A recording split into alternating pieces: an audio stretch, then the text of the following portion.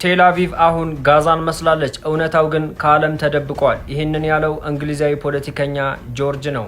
በጣም አስገራሚ መረጃ ይዤላችሁ መጥቻለሁ። እስከ መጨረሻው ኮፒ ሊንክ እያደረጋችሁ ተከታተሉኝ። ታዋቂው እንግሊዛዊ ፖለቲከኛ ጆርጅ በዚህ ሰዓት እንዳለውም ከሆነ እጅግ መነጋገሪያም የሆነ ንግግሩም እንዲህ ይላል። በዚህ ሰዓት እስራኤል ወታደራዊም ኢኮኖሚያዊም ትልቅ ኪሳራ እያስተናገደች ትገኛለች። ነገር ግን እውነታውን ከዓለም ደብቀውታል። በቴል አቪቭና በበርካታ ቦታዎች የሚገኙ የአሜሪካ የጦር ቤዞች የደረሰባቸው ውድመት እጅግ አስገራሚ ነው። እነዚህ ውድመቶች ለዓለም አቀፉ ማህበረሰብ የተደበቁበትን ምክንያትም ተናግሯል። እሱም ምንድነው?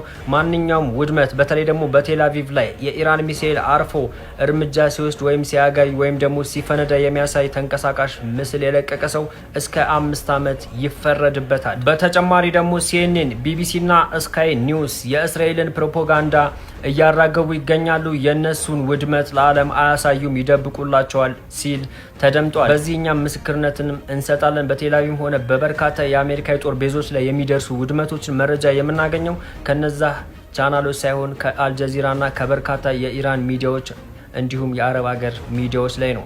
በአዳዲስ ዜና እመጣላችኋለሁ። በደም ሼር፣ ኮፒ ሊንክ፣ ሪፖስት እያደርጋችሁ አዳርሱት።